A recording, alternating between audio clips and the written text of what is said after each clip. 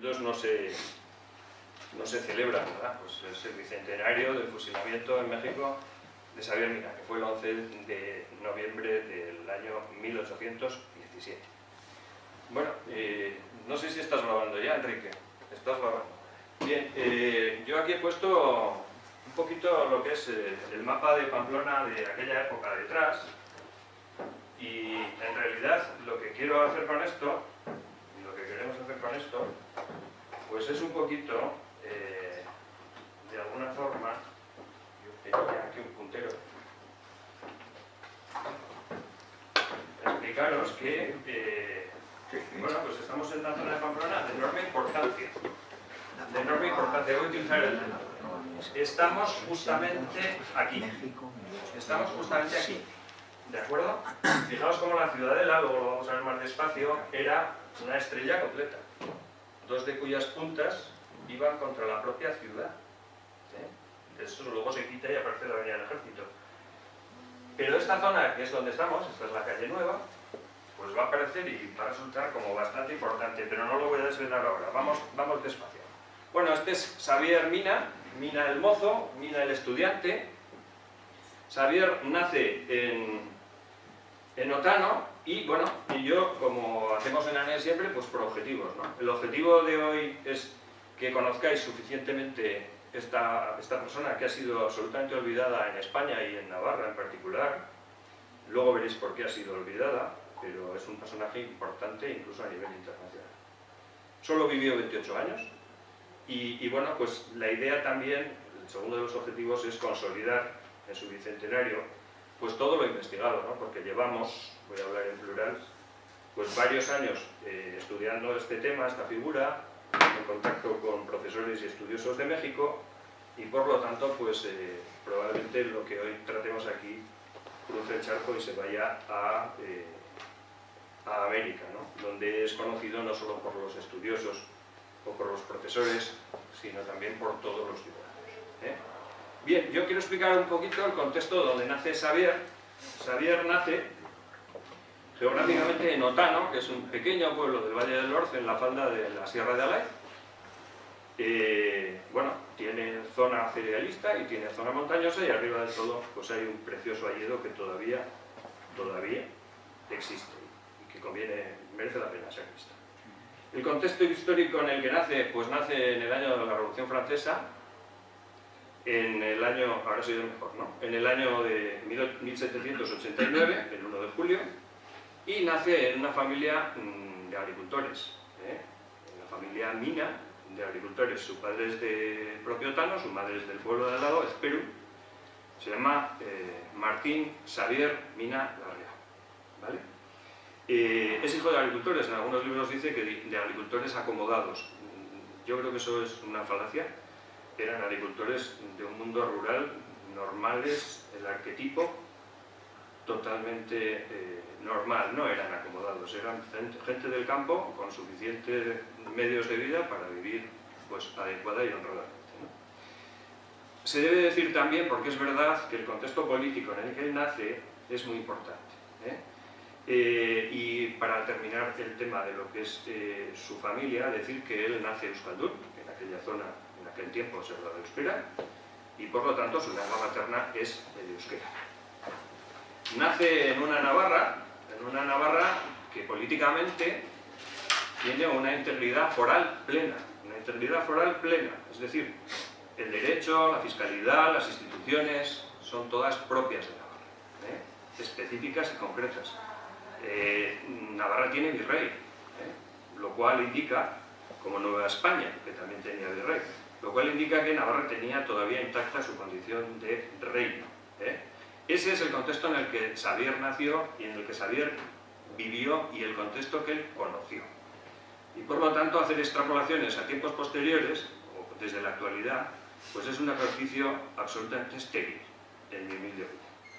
Bien, hay que decir también que en el siglo XVIII en Navarra se produce una explosión demográfica y se produce también la hora Navarra del siglo XVIII, es decir, lo que ocurre en Navarra en el siglo XVIII es que además de nacer mucha gente, la Diputación del Reino se encarga muy mucho de que la gente estudie. Existían escuelas públicas, y de ahí nace la hora navarra del siglo XVIII, que también la explica Caro Arroyo. De ahí nacen apellidos ilustres navarros como los Goyeneche, que son capaces de crear nuevo Baztán en Madrid, y muchos notarios, economistas, registradores, clérigos, comerciantes, y que como Navarra está pues sobrepoblada, pues muchos de ellos emigran a Madrid, a Cádiz y por todo el país, también a Hispanoamérica, también a Hispanoamérica. Hay pues un grado de ilustración muy grande y se sabe que el índice de analfabetismo de Navarra era el más bajo del país en ese momento. Es muy importante que la Diputación quiso potenciar el aprendizaje de las escuelas normales, que así se llamaba. Y es un hecho conocido que se estudiaba, entre otras cosas, francés. ¿De acuerdo? Bien, también Navarra había sufrido mucho en el contexto histórico, y para terminar, con la guerra contra la Convención.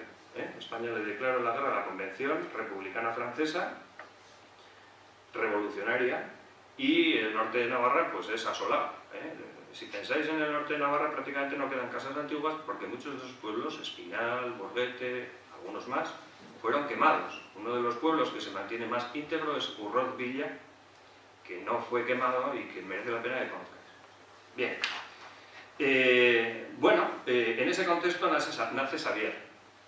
Vive en el pueblo muy poco tiempo. Yo entiendo que se dan cuenta de que destacaba, que era una persona, un joven, un niño, muy despierto, con unas convicciones muy potentes, y inmediatamente lo envían a Pamplona a estudiar, y lo envían porque en Pamplona tiene dos tíos.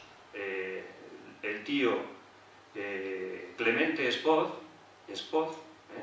que es vicario del hospital aquí en Pamplona, y después tiene una tía, la tía Simona, también Espoz. Estos son de Idoci, no son de Otano, que está casada, esta tía Simona, a la que quiere muchísimo Xavier, con el administrador de la Casa de Misericordia. En ese contexto, Xavier estudia en Pamplona. ¿De acuerdo? Y bueno, pues como había pasado lo de la francesada, pues Xavier acudía a las tertulias, etc., y conoció a un militar del ejército español con el que trabó amistad y le escuchaba en las tertulias. ¿De acuerdo? Bien, entonces vamos a pasar un poco. Esto es Otano. Esto es el pueblo donde nace él, es un pueblo pequeñísimo hoy en día, y realmente, bueno, sigue siendo así. Xavier nace en una casa que estaba aquí, que tuvo la pared, pero nada más que la pared, hasta los años 80, todavía hay fotos, pero que hoy en día es un solar, es una ruina. ¿De acuerdo?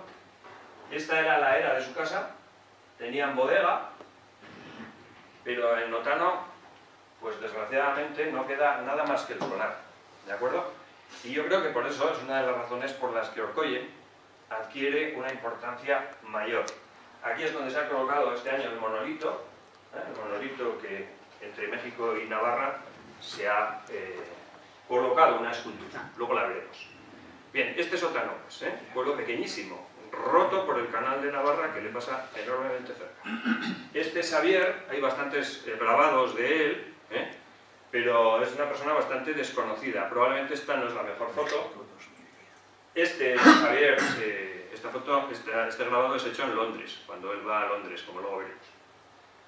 Esto puede ser bastante significativo porque, desgraciadamente no se le hicieron muchas descripciones de cómo era físicamente. Lo hace un cura mexicano que lo ve, probablemente en México sí que era de unos rasgos completamente diferentes o distintos, y viene a decir que medía aproximadamente unos 75, unos 80, que estaba bien formado físicamente, que tenía los ojos verdes y el pelo güero, que, bueno, pues si miráis en mexicano significa que era más bien rubio. Este era Xavier. Este es el general Areizaga, primero era coronel Areizaga, con el que tiene relación en Pamplona, en las tertulias que os digo, hablando de la guerra de la Convención, y que luego va a ser muy importante. Este hombre llegó a general. Este es Espoz, su tío Espoz, que solo tenía 8 años más que él, y este Espoz, que daría para otra conferencia, era huérfano, era de Idoci, y vendía productos del campo aquí en Pamplona. Si vais a la plaza del ayuntamiento veréis que abajo en el suelo pone: en este lugar vendían productos del campo Francisco Espoz e Ilundain, que luego se troca el segundo apellido por Mina, precisamente por la fama que había cogido su sobrino Xavier, ¿vale? Este es Espoz mayor, porque Espoz se quedó en España, volvió a España, estuvo exiliado y luego fue un liberal que luchó contra los carlistas hasta el final de sus días. Tiene unas memorias que tienen casi 1000 páginas, son bastante duras de leer, pero hay aspectos donde se saca mucha información sobre lo que pasó con Xavier. Bien, vamos a dejarlo aquí y voy a deciros un poquito qué pasa, ¿no? Entonces, Xavier, después de que acaba los estudios en Pamplona, se va a Zaragoza a estudiar Derecho.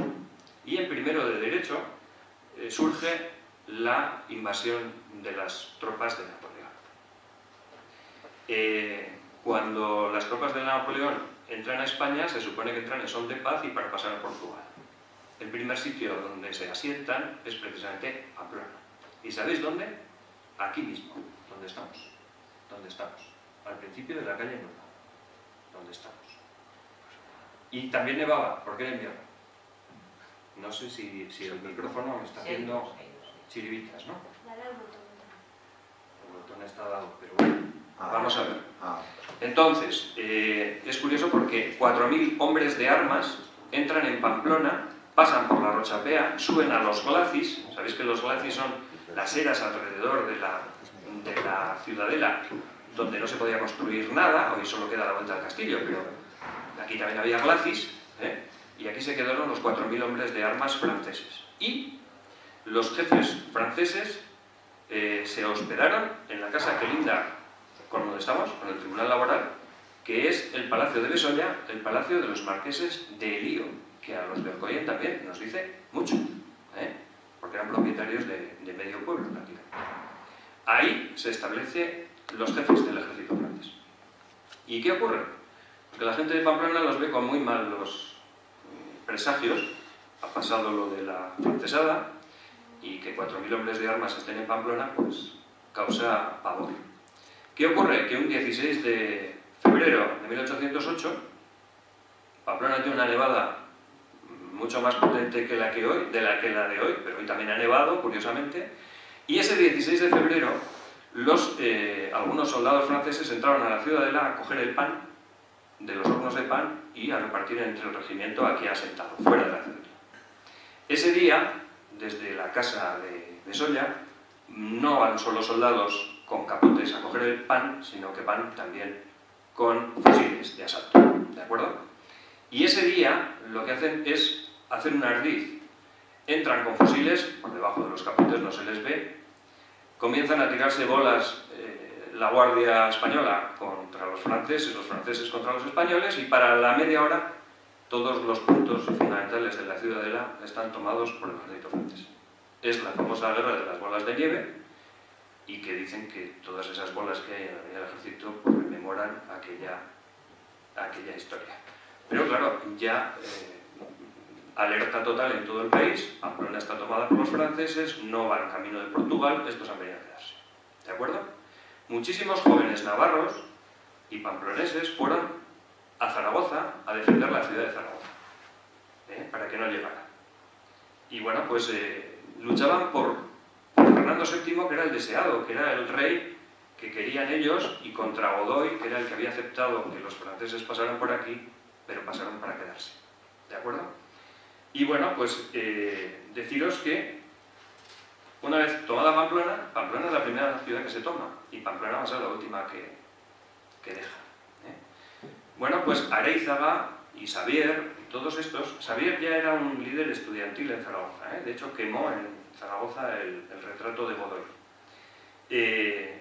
Están en el primer sitio de Zaragoza. Sabéis que Zaragoza apenas tenía murallas, no como Pamplona, y Zaragoza resiste terriblemente. Repito que hay también jóvenes pamploneses allí, y el primer sitio lo desbaratan, no consiguen tomarlo los franceses. Le llegan a Napoleón mensajes diciendo: hoy hemos tomado el número 18 de la calle del Corso, y le irrita terriblemente porque él estaba acostumbrado a ganar en Europa todas las batallas, y sin embargo en una ciudad española, Zaragoza, pues calle por calle se combatía, ¿de acuerdo? Y el primer sitio se rechazó, el segundo Zaragoza cayó con un honor tremendo. Zaragoza es una ciudad heroica y estratégica también. Bien, una vez que cae Zaragoza, queda sin invadir, digamos, algunas partes del sur de Aragón, Valencia y una parte de Lleida. Esto va a ser importante. Bien, y Pamplona y Navarra es el sitio por donde los franceses reciben todo el armamento, toda la munición, todas las vituallas, toda la intendencia. Navarra, una vez más, pues resulta estratégica, ¿no? Desde Roncesvalles hasta Tudela. ¿Y qué ocurre? Pues que Xavier, que estaba allí con 19 años en Zaragoza con el coronel Areizaga, que ya había sido ascendido a general, bueno, se gana una batalla contra los franceses en Alcañiz, pero se pierde y hay un desastre en Belchite, que también en la guerra de 36 fue martirizada, ¿no? Y, bueno, pues los franceses se hacen con el control de Zaragoza. A partir de ahí, pues los generales del ejército español, del centro y de la derecha, que así se denominaban, pensar que no había rey, y asume todo el gobierno de España la Junta General de Defensa. La Junta General de Defensa. Y Xavier y los guerrilleros navarros que vamos a ver a partir de ahora dependían de la Junta General de Defensa de España. No eran unos guerrilleros al uso, estaban formando parte de la oficialidad de la defensa y del hostigamiento y, en definitiva, de la lucha contra los invasores. Bien, le mandan a Xavier volver a Navarra y hostigar a los franceses, y Xavier, con 19 años, había visto las batallas de Aragón. Ahí está, aunque no se conocen, Fray Servando Teresa de Mier, que luego hablaré de él. Pero, ¿qué ocurre? Que Xavier es mandado por los generales, y en particular por Areizaga, a Navarra a formar guerrillas, a formar grupos de guerrilleros para defender, pues evitar que los franceses se pudieran aprovisionar de todo, sobre todo de armamento y de munición. Bien, Xavier acepta el ofrecimiento, vuelve a Navarra y, bueno, pues comienza a formar este grupo, ¿no? El primer grupo que forma es con 12 guerrilleros de su propio pueblo, de Otano, y el armamento que tienen es trabucos y escopetas. Era una persona, ¿de acuerdo? Yo creo que una inteligencia impresionante. Lo que hace es establecer lo que es fundamental para cualquier ejército y cualquier guerrilla. Primero, la financiación. Bueno, se estaba viviendo en Navarra que los franceses estaban reventando todos los sarcófagos antiguos y de reyes, de príncipes, etcétera, quitando el oro, la plata y todo lo que encontraban en las iglesias. Estaban actuando absolutamente a la rapiña, y a partir de ahí lo que hace la iglesia es decir, bueno, ¿cómo se financia la guerrilla? La guerrilla se financia con los diezmos y las primicias de la iglesia, y la guerrilla también se financia con la venta de todo lo que es objetos de valor que haya en las iglesias, a excepción de los dedicados exclusivamente al culto. Es decir, la Iglesia participa, y participa activamente en defender contra los franceses. ¿Cómo? Financiando, en este caso, la guerrilla de Xavier. Repetir que, en todo caso, los franceses, pues durante todo el tiempo que estuvieron en España, rapiñaron con absolutamente todo. Hoy no se puede encontrar una sepultura que digas aquí está fulanito y tal, porque los franceses la reventaron, y lo que puede haber pues puede no coincidir con lo que se piensa que hay.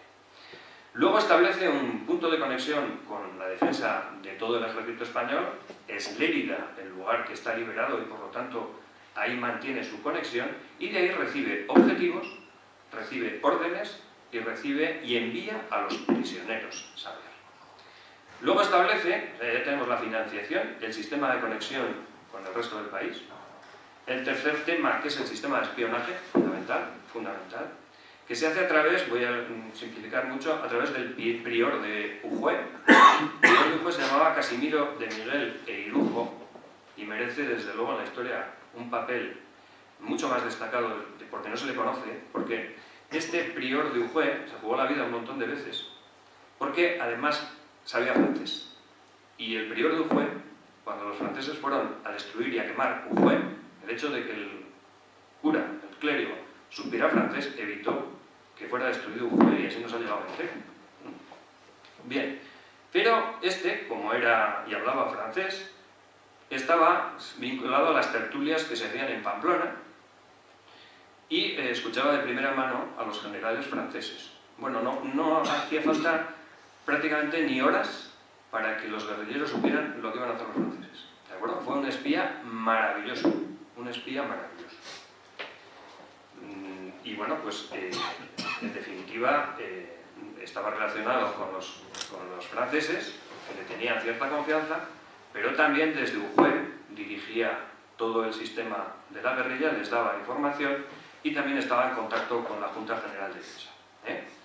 Bien, también hubo confidentes que fueron ciudadanos de Pamplona, y aquí hay un personaje un poco siniestro que se llama Miguel Iriarte, que era el sepulturero. El sepulturero de Pamplona cargaba los carros con los cadáveres e iba al cementerio, que estaba donde está ahora, pero en los ataúdes iban fallecidos, pero también iban armas, confidencias, etcétera, etcétera, etcétera. Este se jugó la vida, le llamaban Malacría, casi todos tenían un mote, este Malacría, y sin embargo pues debía ser una magnífica persona, ¿no? Muy callado, los franceses jamás sospecharon de él, pero al final se enteraron y lo fusilaron, no, lo ahorcaron aquí en el centro de Pamplona, ¿de acuerdo? Pero les proveía de munición, porque el principal problema de los guerrilleros, la cuarta pata, fue la falta de instrucción y sobre todo la necesidad de armas y la necesidad de munición, casi más de munición, apenas había munición. La munición realmente la consiguen pues, en las batallas contra los franceses. Bien, Xavier tiene 19 años y empieza a incorporársele gente de Navarra, muchos de ellos euskaldunes, como él, y mucho mayores que él. La mayoría de los guerrilleros tienen 30, 40 años, él tiene 19. Sin embargo, todos, 19, 20 años, todos le obedecen plenamente y le reconocen como jefe. Bien, hay que decir que también formaban parte de la guerrilla desertores del ejército francés, que tenía entre sus soldados polacos, franceses, alemanes, y algunos se incorporaron a la guerrilla de Xavier. Navarros, voy a decir varios: Azcárate, Espoz, Gorriz, Cholín. Cholín se llamaba Félix Sarasa, era de una casa de Artigas, se llamaba Cholinea, y de ahí que le llamaran Cholín. Después estaba Malacría y había los dos Goñis, Lázaro Goñi y otro también apellidado Goñi. Luego se le unen más. Bien, y ahí es donde comienzan ya sus acciones más importantes. Hay que decir que todos los navarros, todos los que eran de aquí, eran unos magníficos jinetes. Habían aprendido a montar a caballo en los pueblos y eran capaces de recorrer distancias inverosímiles para la época. Eran unos enormes jinetes. Bien, la campaña de Navarra dura exclusivamente 7 meses, desde agosto de 2009 a cuando es capturado en marzo de 2010. Ahí nace la palabra guerrilla, que se utiliza ahora mismo en todos los idiomas. En inglés también se dice guerrilla, ¿de acuerdo? Bien, el primer ataque es en el Carrascal y contra 10 artilleros franceses que huyen a escape, porque no se lo esperan, ¿no?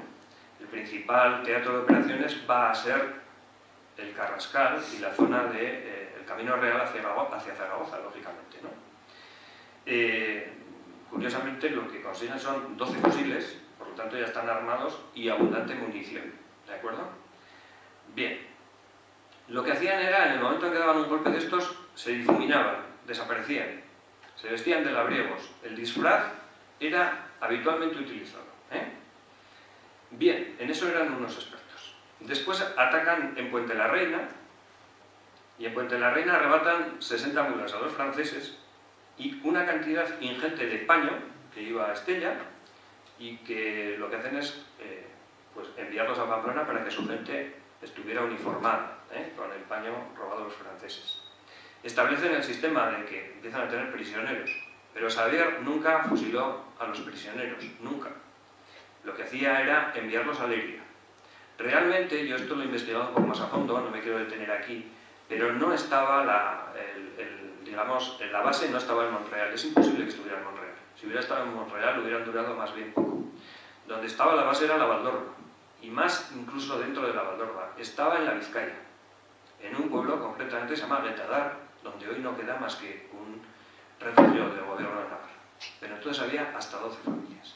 Guetadar les permitía estar escondidos sin ser molestados por los franceses, era imposible que llegaran allí con los bosques que había, pero les permitía estar en contacto con Uruguay, relativamente cerca, estar en contacto con la carretera a Jaca, relativamente cerca, pasar por la Valdorba al Carrascal, también cerca, y por lo tanto moverse con plena tranquilidad. ¿De acuerdo? El escondite, nadie dice dónde tiene el escondite, pero el escondite estaba en la Vizcaya, hoy desgraciadamente abandonado y no vive nadie allí. Bien, pues ese era el escondite. El siguiente golpe de mina, o la siguiente batalla, hay que llamarles batalla contra los franceses, es que se enteran que por la carretera de Guipúzcoa están llevando presos a Francia y decide dar un golpe de mano en Oyarzun, manda a escape a todos los franceses y de alguna manera libera a todos los presos españoles, entre ellos una banda de música que la incorpora a la guerrilla. ¿De acuerdo? Ya tenemos banda de música. Muy bien. Después le van creciendo el número de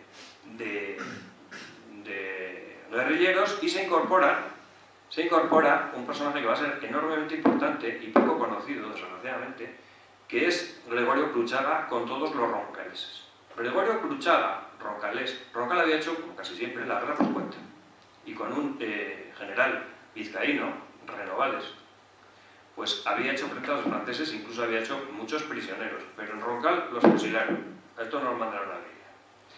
Cuando Gregorio Cruchaga se entera de toda la guerrilla de Mina, decide incorporarse, esto sí, en Montreal, con todos sus hombres roncaleses a la guerrilla de Mina. Estaremos hablando ya de unos 400 hombres, una cantidad ingente, dirigidos por un chico de 20 años. Gregorio Cruchaga no era ningún aldeano roncalés, era euskalduno, pero estudiaba también en Zaragoza en la universidad, primero. Y ahí lo veis con una banda de general del ejército español, porque al fallecer, al morir en 1812, el ejército español, la Junta General de Defensa, lo ascendió a general. Perdón. Bien, los prisioneros a Lérida los llevaba Cholín. Cholín era un señor que jamás pudo decir una palabra en castellano, ¿de acuerdo? Que era analfabeto, pero que era un cumplidor enorme y bueno, pues de este hace una semblanza, no la voy a leer porque es un poquito larga, pero se la doy a quien quiera, hace una semblanza a Espot, de quién era Cholín y cómo luego le encarga Espot hacerse con el dinero de las aduanas de Navarra y cumple a las mil maravillas. Jamás se quedó un duro y siempre consiguió las exacciones que le correspondían a Navarra. Bien. Una vez que se incorpora a la guerrilla los roncaleses, lo que hace Xavier es dar un tiempo de descanso y se van a Lumbier. Y en Lumbier hace dos cosas. Una, recorrer el Valle de Ezcoa y conseguir 80 caballos, requisarlos, y en Lumbier fundir otras 80 lanzas, con lo cual ya tenemos caballería, ¿de acuerdo? Y en ese momento es cuando hace un ataque sobre Tafalla y los franceses huyen a escape ante una caballería española. Ya son un grupo considerable y, bueno, pues los franceses deciden capturarlo, cazarlo, utilizan expresiones tremendas, le llaman brigante, pero luego le reconoce, En definitiva, en este ataque que se produce en Tafalla, lo que consiguen son petos para caballería que llevan los franceses a Zaragoza, o sea que les viene fenomenal, porque además sus morriones les permite vestir adecuadamente a la caballería. Pasa después a la zona de Puente la Reina y se va hacia Estella, y los franceses se enteran y le persiguen en la retaguardia. De hecho, en Estella llegan a luchar cuerpo a cuerpo los guerrilleros contra los franceses y Xavier era el último siempre en salir. Van hacia Urbasa, hay bastantes bajas entre los guerrilleros y Xavier se queda el último. Y taponan todas las calles de Estella a los franceses. Y Xavier está a caballo en Estella tratando de salir por esas callejuelas, que también conocemos algunos, y que, bueno, pues con su caballo, con los cascos y de noche, ¿no? Hasta que un Estelles, que se sabe el nombre, se llamaba Hilario Martija, tira de las riendas del caballo y lo mete a su cuadra, a su casa. Otra vez los franceses buscándole toda la noche y por los tejados y vestido de labriego lo saca fuera de Estella y se incorpora a su guerrilla. Ahí estuvo a punto de ser capturado. siempre se quedaba el último. Y ahora, yo tenía apuntados, para no salir con esto, varias anécdotas, ¿no? En uno de sus ataques, que lo cuenta este libro es de un señor de UGT, de Fitero, que se exilió en México. Merece la pena conocer la historia de Manuel García Sesma, a lo mejor os suena, los que estáis aquí. Y bueno, pues él cuenta cómo en uno de sus ataques se hace con la esposa de un jefe francés, que está en Pamplona. El jefe francés le ofrece a Xavier 6.000 reales por la liberación de su esposa, y Xavier se la entrega gratuitamente y le dice: 6.000 reales por su esposa. De ensañarme yo con mujeres le hubiera pedido 6.000 fusiles. ¿De acuerdo? Y se la devuelve gratuitamente. Después hace un canje de prisioneros con Pamplona, porque los franceses le reconocen, tiene prisioneros franceses, y decide hacer un canje de prisioneros. Lo que hace es a 10 o 12 guerrilleros navarros de Pamplona, los viste de manera absolutamente impecable, con la mejor uniformidad de que es capaz, y esos entran en Pamplona con los prisioneros franceses, y al ver las ventanas de esta ciudad, cómo iban sus hijos vestidos y cómo entraban en Pamplona, pues pasaron, me imagino que en casa habrían dicho: estos guerrilleros y tú aquí, a incorporarte a la guerrilla. Y realmente se le incorporan decenas de pamploneses a la guerrilla. Hay más cosas, hay más cosas, después de contar este tema de la guerrilla, ¿no? Ataca también a los franceses en Caparroso. Ahí en la Virgen del Soto, el puente es enormemente importante, hiere al jefe francés, y sin embargo lo manda a Pamplona, herido, con un documento que dice que se ha batido con bizarría. Eso lo hace Xavier. Después deciden un ataque a Tudela, y para esto Xavier se va a la margen, a la otra margen del río Ebro, a la margen derecha, y lo quiere hacer con otro grupo de guerrilleros. Otro grupo de guerrilleros, precisamente con Juan Díaz Porlier, el marquesito, era hijo de un marqués, y con otros guerrilleros riojanos, los Previlla. Pretenden tomar Tudela, pero realmente lo que ocurre en Tudela es que hay una desbandada de los franceses y una desbandada también de los guerrilleros, que lo que hacen es rapiñar Tudela. Tudela se queja terriblemente. Sin embargo, Xavier consigue enviar a los franceses al otro lado del puente, tras la puente, sacarlos afuera de Tudela, pero cuando quiere capturar a los franceses, lo que hacen los franceses es poner toda la artillería y toda la fusilería contra la entrada del puente. Dice Xavier que era una lluvia de balas de todo tipo de armamento. Se enfada Xavier con la rapiña de Tudela y decide no participar nunca más con otras guerrillas que no sean las suyas.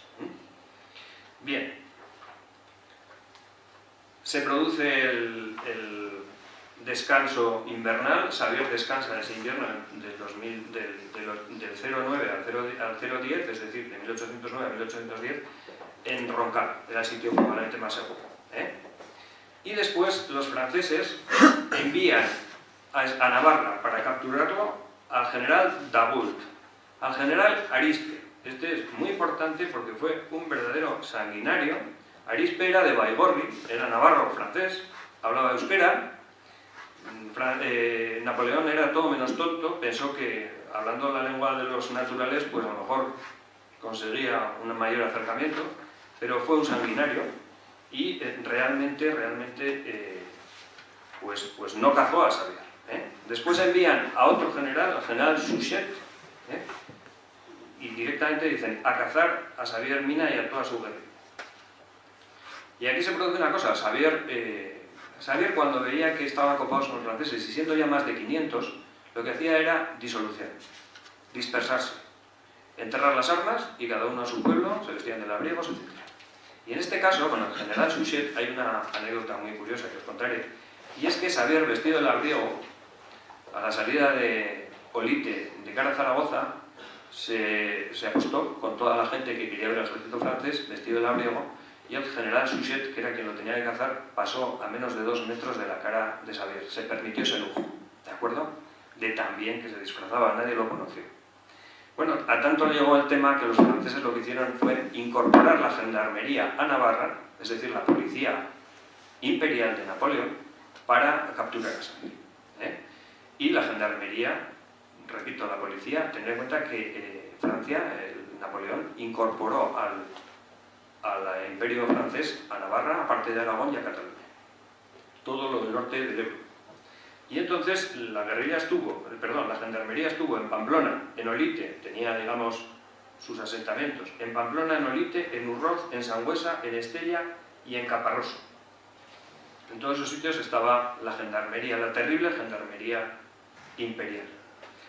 Ya eran 1.200 hombres entre soldados a pie y en caballería, y Xavier veía que aquello no podía ser. Aquello no podía ser. Corrían mucho peligro y la gendarmería les pisaba los pies. Y entonces se produce uno de los últimos ataques que se produce también en la zona de la Valdorba, en la zona de Tafalla. Ahí lo que se hacen es, con todos los uniformes de la gendarmería nueva que iba a Zaragoza. ¿Qué ocurre? Que al día siguiente se baten cerca de Uterga, entre Uterga, Puente la Reina, esa zona, y para sorpresa de la gendarmería, los guerrilleros están vestidos con el mismo uniforme que ellos. Con el mismo uniforme que ellos, todos los guerrilleros navarros, o la mayoría, vestidos, ¿no? Esa es una batalla que también gana Xavier, y capturan al general francés, que se decía que era mulato, que su raza era negra, ¿no? Y eso no se lo acaban de creer los guerrilleros, y como lo dejaron herido, pasaron a ver si efectivamente era mulato, que lo era.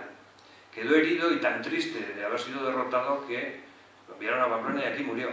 Aquí murió el general mulato, del que no se conoce el nombre, solo se conoce que era mulato, ¿vale? Bien, a partir de ahí se da cuenta de que corre enorme peligro, pasa al Carrascal y decide disolver la guerrilla para mejores tiempos. Tiene dos encargos de la Junta General de Defensa. Una, volar la fábrica de armas de Orbaizeta, y dos, intentar llegar a un puerto del Cantábrico para que pudieran incorporarse los ingleses. ¿De acuerdo? Cosa que no pudo cumplir, pero que en los interrogatorios que le hicieron en Bayona lo reconoció. Bien, él descansa en Laviano, no era el mejor sitio para descansar. Alguien dice que tenía ahí una novia, se sabe la casa que estuvo, de Pedro Munarrico. La división Navarra, que entonces se llama división Navarra, la dirige Espoz, y tiene 12.000 soldados. 12.000 soldados. Los manda al Pirineo, a pocas mueren de frío en aquel tiempo. Decide que sea el ejército español y los militares y generales españoles los que tomen las llaves de Pamplona. Lo decide Lord Wellington con el ejército aliado. Este también saqueaba, no creéis que solo saqueaba los franceses. Bien, esto es lo que pasa en Navarra mientras Xavier está en Vincennes. Aquí pongo a Víctor Hugo y lo hago porque por una razón, es decir, no existe. El primer año de Xavier lo pasa absolutamente incomunicado y casi muere de hambre, pero después le dejan incorporarse a la sala donde en la cárcel de París, siempre más adelantados que aquí, ¿verdad?, pues hay una enorme biblioteca. Y en esa cárcel de alta seguridad y paramilitares está un general francés revolucionario que se llama Víctor Fanot de la Horie, que se hace su preceptor, es un crío de 20 años, y él era un revolucionario francés que no pudo soportar, como tantos otros militares franceses, que después de la revolución viniera el imperio napoleónico. Odiaban a Napoleón, y Napoleón los tenía presos en esta cárcel de alta seguridad. Víctor Fanot de la Horie fue el padrino de Víctor Hugo. Víctor Hugo era hijo de un general francés que estuvo en España, en Madrid, y Víctor Fanot de la Horie pues, fue el preceptor de Xavier. Le enseñó táctica militar, tendrían horas y horas y horas, ¿verdad? Le enseñó absolutamente todo tipo de formación. Realmente la Universidad de Xavier fue la cárcel de Vincennes en París. Bien, Napoleón Bonaparte nombra a su hermano rey de España. Aquí tenemos a Fernando, yo he puesto la nomenclatura navarra, tercero de Navarra, séptimo, ¿de acuerdo? El deseable, aunque luego resultó un personaje bastante indeseable. Bueno, Xavier vuelve a Navarra cuando es tomada París por el zar de Rusia y por el ejército ruso, y Xavier es liberado, vuelve a Navarra, se encuentra con su tío Espoz, se da cuenta de que ha desaparecido la libertad de imprenta, ha vuelto a establecerse la Inquisición, se ha derogado la Constitución de Cádiz y una serie de cosas más que no contaré, y decide con su tío Espot ir a Madrid a protestar. No le recibe Fernando VII, no solo eso, sino que ni siquiera le reconoce algunos grados militares que había conseguido. Su tío Espot era mariscal de campo. Bien, entonces vuelven a Pamplona, ahí se encuentran con Empecinado, con Porlier, con muchos liberales que estaban siendo perseguidos, algunos fusilados, y eso en una mente como la de Xavier, que había pasado por lo que os digo en París, etc., pues no lo pudo aceptar y, de acuerdo con su tío, deciden capturar Pamplona, tomar Pamplona, el 27 de septiembre de 1814, creo que no me equivoco. Xavier está dentro de la ciudadela y se hace con la ciudadela, y de la zona de Muruzábal están asentados los 12.000 hombres de Espot que tienen que venir a Pamplona. En la zona empiezan a construir escalas de cuerda y madera, y ahí hay varios jefes que desertan del ejército de Espot, de manera que no les sale bien el pronunciamiento en Pamplona. Había otros preparados, por Porlier en La Coruña, que fue fusilado, por Laci, que también fue fusilado, y por Empecinado, que también fue fusilado. Todos acabaron muy mal. No tenían la frontera tan cerca como nosotros.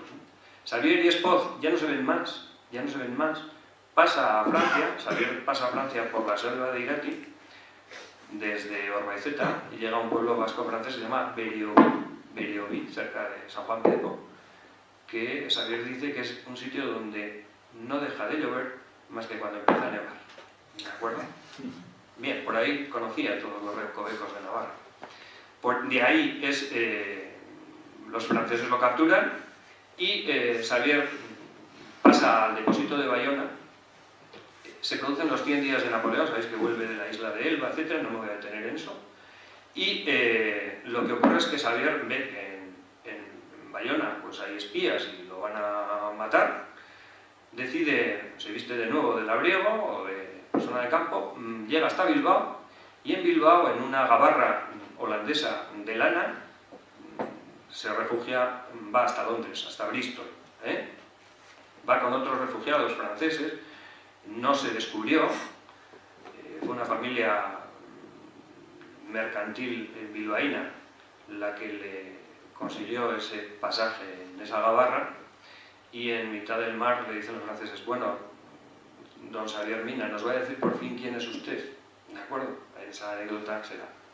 Y pasa al exilio de Londres, donde conoce a Fray Servando Teresa de Mier, que es un mexicano.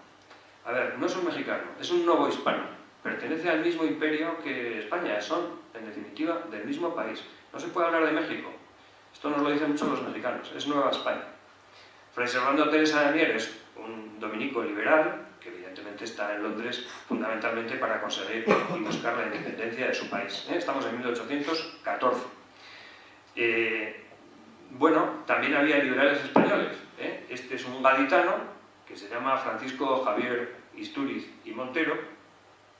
Evidentemente, cuando alguien se llama y se mira así, a uno le da ganas de investigar, y efectivamente su padre era pamplonés. Su padre era de Pamplona y además tenía que ser muy cerca de aquí, porque las hermandades piadosas deja dinero para misas en la iglesia de San Nicolás. ¿De acuerdo? Era navarro su padre.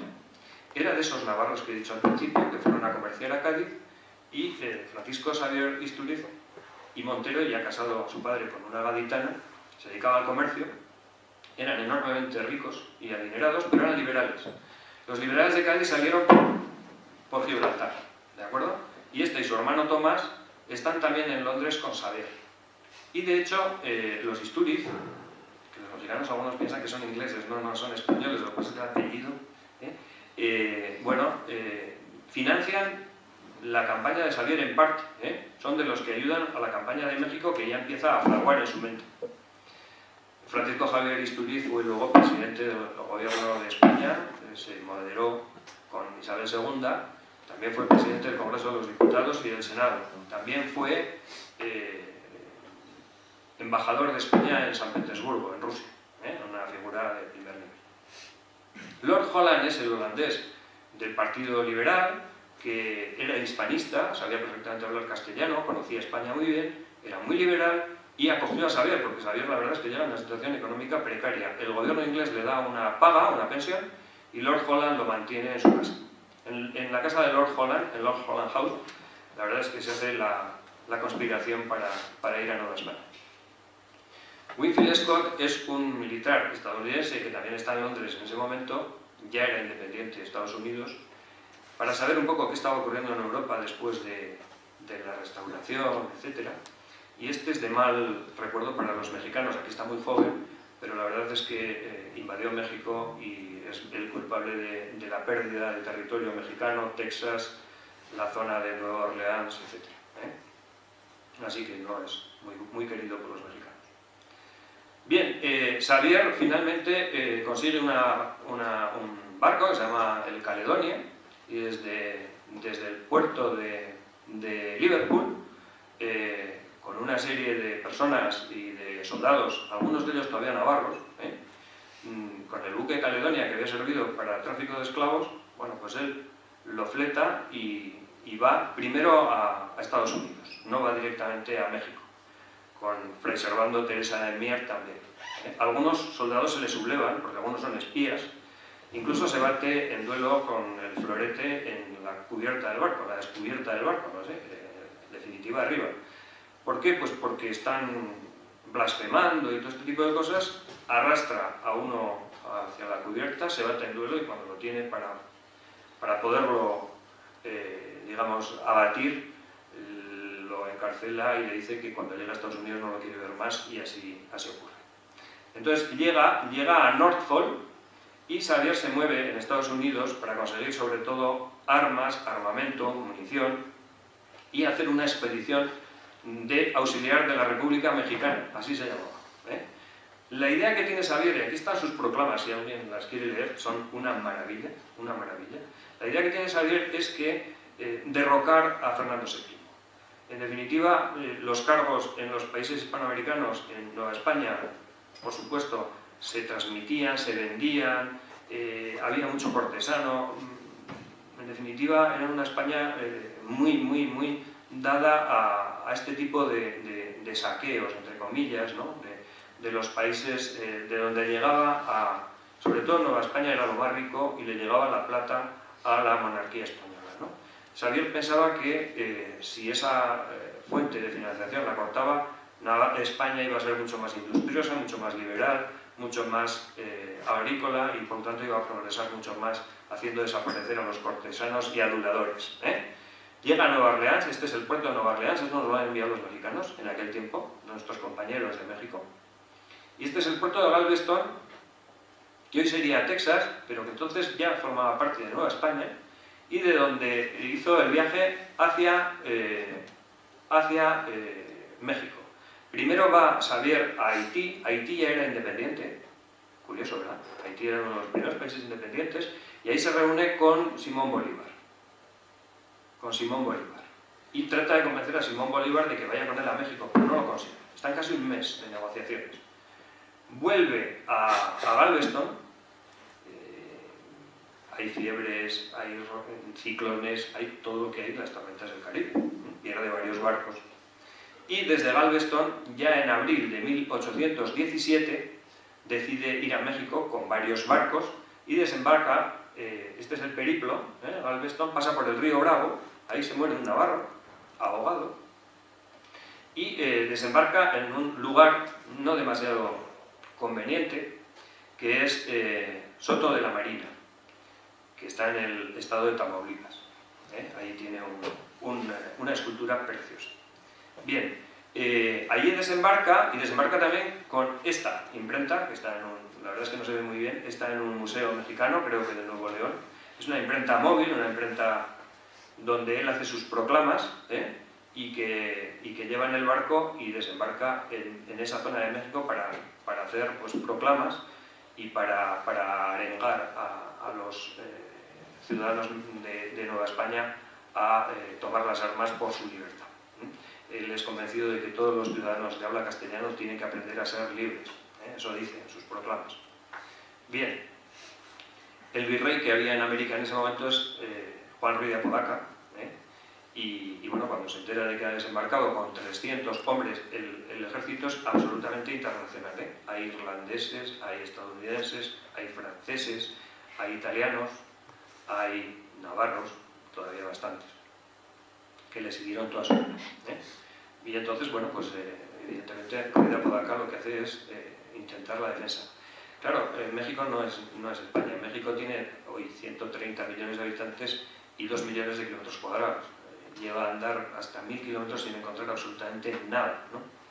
Pero bueno, pues hay varias batallas que por lo menos las citaré en México, ¿eh? Es la del Valle del Maíz, la primera, que derrota Xavier a los realistas, vamos a llamarles así. Nuevos-hispanos habían los dos ejércitos, ¿eh? Lo mismo en el ejército realista que en el ejército, digamos, insurgente, que esa sería la mejor expresión. Bien, el Valle del Maíz es la primera de las batallas. Después, la más importante se produce en una hacienda que se llama Peotillos, y en ella la diferencia de soldados entre realistas e insurgentes es de 1 a 10, y sin embargo son capaces de derrotar al ejército realista. Él lo que quiere es llegar a este sitio. Los mexicanos insurgentes estaban en varios fuertes, digamos, haciéndose fuertes, si vale la redundancia, y este es el fuerte del Sombrero, donde estaba Pedro Moreno, otro persona absolutamente imprescindible para los mexicanos y venerada porque dio la vida, ¿no? Como saber. Los dos se encierran en el fuerte del Sombrero, son asediados, y el fuerte del Sombrero pues resiste varios asedios. En el verano de 1817 finalmente cae, son asesinados, pasados por las armas, todas las personas que había allí, excepto mujeres y niños, porque en México se combatía de otra manera. En México los guerrilleros llevaban a toda su familia con ellos. Es algo que Xavier pues no acaba de comprender, pero hay que entender que si se quedaban pues también tendrían muchas represalias, ¿no? Finalmente el fuerte del Sombrero Xavier lo consigue romper porque tiene un problema de agua tremendo, y Xavier consigue salir del fuerte del Sombrero a conseguir víveres, pero en ese momento Liñán, que es quien lo está asediando, consigue entrar, y bueno, pues hay un general, un jefe estadounidense, Young, al que le vuelan la cabeza con una bala de cañón, y finalmente toman el fuerte del Sombrero, y la verdad es que pasan por las armas delante de los niños y las mujeres a todos los defensores del fuerte del Sombrero, ¿no? Los mexicanos tienen muchas canciones dedicadas al fuerte del Sombrero. Bien, todavía gana alguna batalla. Yo no tengo claro que esta foto sea de la batalla de San Juan de los Llanos, porque aquí parece alguien como ruso, pero desde luego, si este es Xavier, esto sería la batalla de San Juan de los Llanos, que fue una de las últimas que él dirigió y ganó. Deciden tomar la ciudad de Guanajuato. La ciudad de Guanajuato, que es la capital del estado de Guanajuato, es una ciudad rodeada de montañas. Y querían dar un golpe de mano. Xavier llega de noche y llega hasta las calles de esta ciudad, pero finalmente es alertada la guardia y Xavier tiene que huir con su ejército, con lo que quedaba ya de su ejército, porque muchos habían fallecido.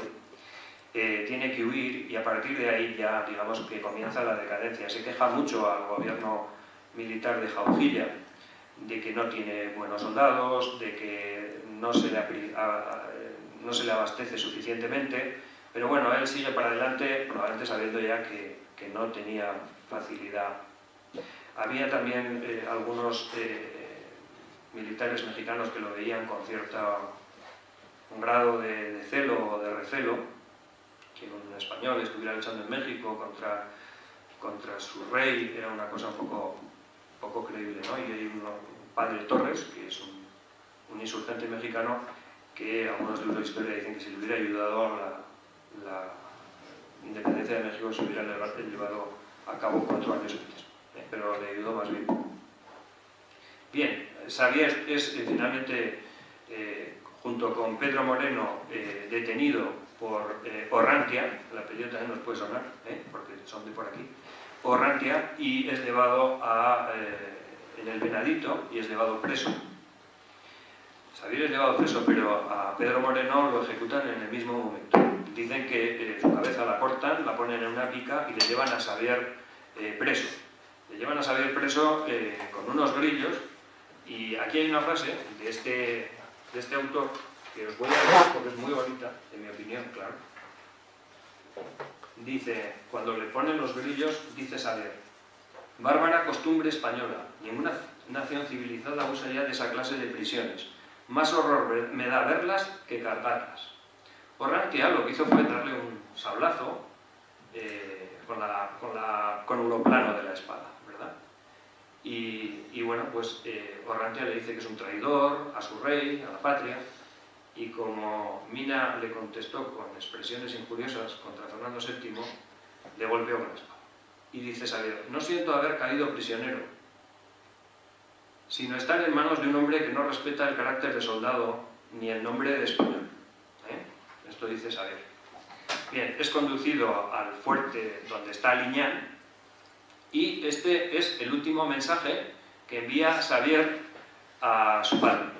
Se había dicho, y hay muchos libros de historia que dicen que había renegado de la religión, que era un anticristiano, etcétera, liberal, y bueno, pues peor que lo máximo que puede ser de malo, ¿verdad? Este último mensaje demuestra que no es así. También se dijo que la familia le había abandonado, le abandonó, o por lo menos hay frases injuriosas de Spot. Spot dice que no lo quiere contar entre sus parientes, pero su familia no le abandonó nunca, la familia cercana, la familia que luego acaba viviendo en Orcolla. Y dice: venerable padre mío, dentro de 3 horas estaré en el mundo de la verdad. Es el tiempo que se me da para disponerme a morir cristianamente, en manos de los subordinados, o soldados subordinados de Fernando VII, después de haber trabajado lo que toda la nación sabe para rescatar la corona que en Bayona dejó a disposición de Napoleón Bonaparte. Sabéis que Fernando VII se quiso emparentar incluso con Napoleón. Y le dice a su padre: padre mío, no se olvide usted de mí y de que esta será la última pesadumbre que le dará su hijo que lo ama. ¿De acuerdo? Bien, en este cuartel donde está con Liñán,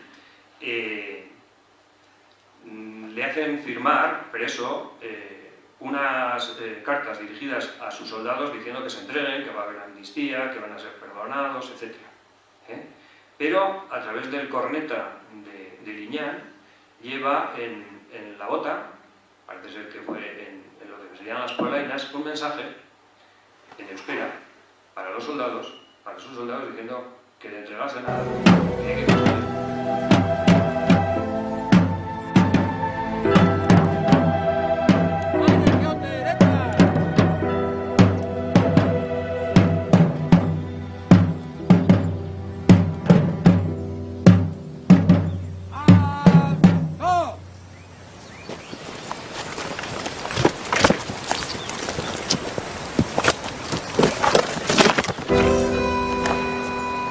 ¡Pelotón! ¡En posición! ¡Que vengan las armas! ¡No soy un traidor! ¡Yo no hago la guerra más que al tirano de España! ¡Apunte!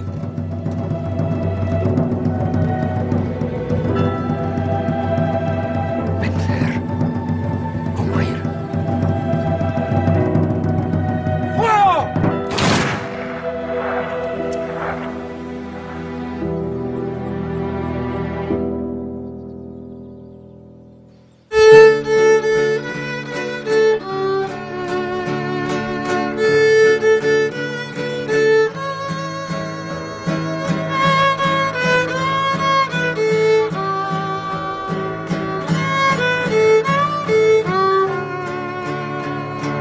Serían las 3 de la tarde cuando Mina se embarcó. Mina le dijo a su madre: écheme su bendición, que me voy para tierra de indios con todo mi batallón. Mina, de las vertientes montañosas llegaste como un hilo de agua dura. España clara, España transparente te parió entre dolores, indomable, y tienes la dureza luminosa del agua torrencial de las montañas. A América lo lleva el viento de la libertad española, y de nuevo atraviesa bosques y fertiliza las praderas su corazón inagotable. Todo el mundo la sintió y el valeroso se lo duca las lágrimas derramo. Adiós. En este mural de Diego Rivera está contenida toda la historia del país, en la que Mina ocupa un lugar privilegiado, el del mito. Donde murieron los hombres. Aunque nunca vio culminados sus sueños de libertad, su lucha abrió la senda a los que vinieron después. Pocos años más tarde, en 1821, en España se impuso un gobierno constitucional y México consiguió al fin su independencia. En México, Mina es considerado como uno de los más respetados héroes de la independencia. Adiós, fuerte del sombrero. El pueblo mexicano lo mantiene vivo en su memoria, transmitiendo su historia de generación en generación. Y España sigue teniendo una deuda con él. Y grabada en la memoria.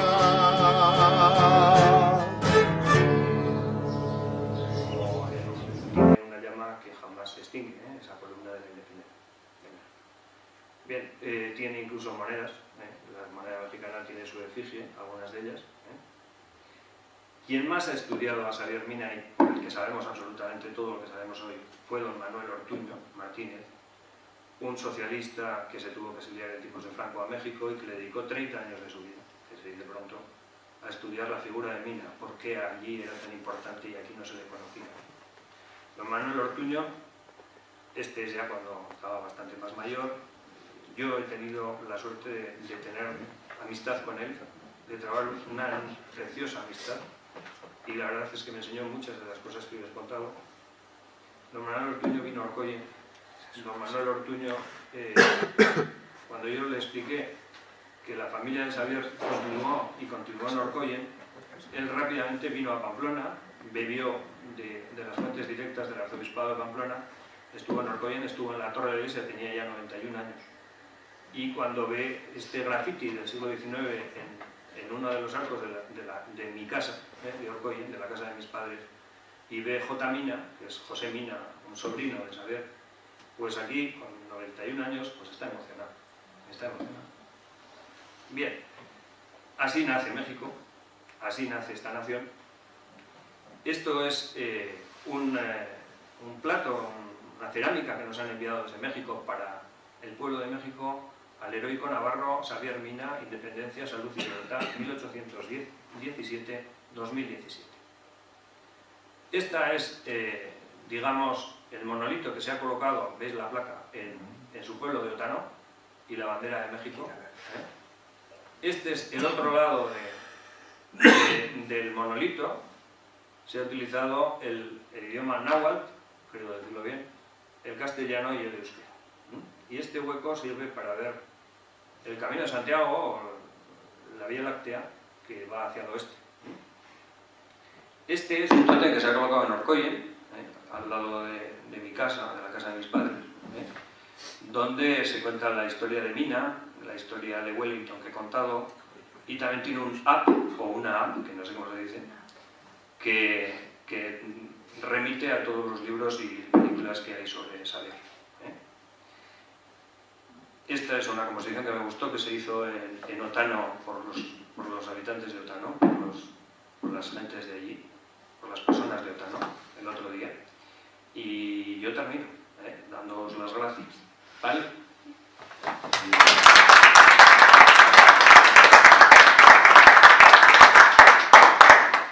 Si queréis hacer alguna pregunta o alguna cosa os llama la atención, yo sé que son las 2 de la tarde, así que más o menos he clavado el tiempo. Una muy rápida, ¿por qué consideras que está tan olvidado en Navarra y en España? Bueno, hay varias razones para eso. Una, que muchos profesores de historia, a este le estudia Iribarren, le estudia pues bastantes profesores españoles, pero la parte mexicana no les interesa demasiado. Saben más los mexicanos de lo que pasó en España que lo que sabemos los españoles de lo que pasó en México. Eso es así. En segundo lugar, está olvidado porque algunos consideraron que era un traidor. Y aquí ser liberal, hubo muchos liberales en Navarra, pero tenían que estar muy calladitos. Hubo clérigos liberales también. La familia de Xavier era liberal, probablemente la de Orcoyen también. Entonces, pues habría que callar. El carlismo se impuso. Y eso es una losa. Y habrá alguna razón más. quien más le ha estudiado incluso la campaña mexicana, esto le va a sorprender a alguien, fue un profesor de Muchante que se llamaba don Esteban Horta, ¿de acuerdo? Que fue profesor del que os habla y de otra de las personas que está aquí, ¿eh? Que al ser profesor en Orcoyen y estar en la escuela donde estaba, Jaime, pues se dedicó sin nosotros saberlo a estudiar la vida de Xavier Mina, y ese sí que hace referencias a su campaña mexicana. Pero en España pues quedó olvidado mucho más. Fijaos, su tío Spot está enterrado en la catedral, en lo que es el claustro de la catedral. Este está enterrado allí en México y aquí no tiene nada, ni una calle, ni... Una de las reivindicaciones, que tenga en Pamplona por lo menos un reconocimiento, una plaza, una calle. ¿De acuerdo? Era un internacionalista, era un liberal, era también un romántico, es de aquel tiempo, pero era de aquí, Navarro, y de nuestro pueblo. Entonces, lo triste es que no conozcamos la historia. Eso es lo penoso. ¿Alguna otra cuestión? Lo que queráis, estoy aquí, quedo a vuestra disposición también después, porque me he dejado otro tanto de decir. ¿De acuerdo? Voy a acabar de una manera un poquito especial, porque me apetece acabar de esta manera. Yo he hecho amistad, he trabajado amistad con una empresa de ANEL que se llama Gráficas Iris, que es una sociedad laboral, y cuyo socio está aquí con nosotros. Es un enorme tenor, un enorme cantante de mexicanas, y esta canción está cantada por él, pero resulta que también tiene que ver mucho con Orcoy. Y es que, igual me equivoco, pero el compositor se llamaba José Miguel Ugarte, Pacha. Quien toca los violines, él toca el acordeón, un acordeón que quien la oye sabe perfectamente reconocer que es Pacha. Quien toca los violines es Arlero Iribarren, también de Orcoy, y quien canta es Miguel Ángel San Miguel, Miguel Ángel y su cantina, que le dedica una canción. Tiene más años que toda esta historia de Mina que he contado, que es de los últimos años. Le dedicó una preciosa canción a Navarra y a México, que con ella voy a acabar.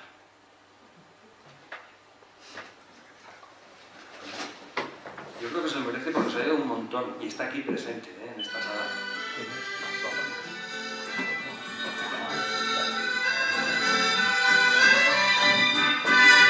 Son 3 minutos.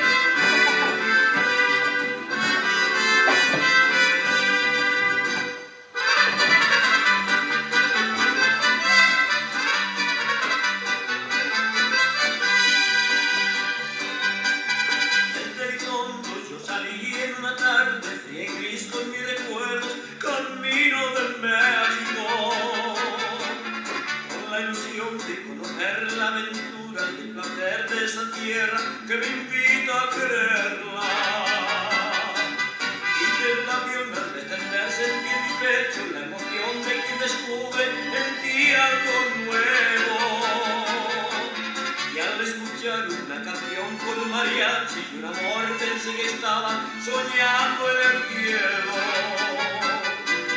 y ya me fui a Guadalajara, México, Distrito Federal, Aguascalientes, Tijuana, Acapulco, Monterrey y en Jalisco, de ti me enamoré y me ilusioné al besar tus labios. Y yo me fui a Guadalajara, México, Distrito Federal, Aguascalientes, Tijuana, Acapulco, Monterrey y en Jalisco, de ti me enamoré y me ilusioné al besar tus labios.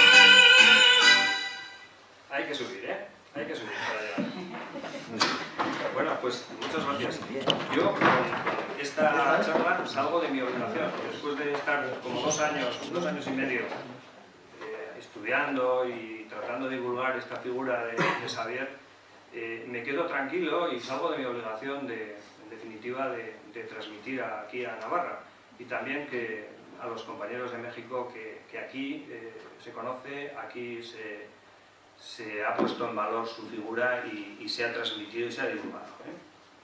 Muchas gracias a todos.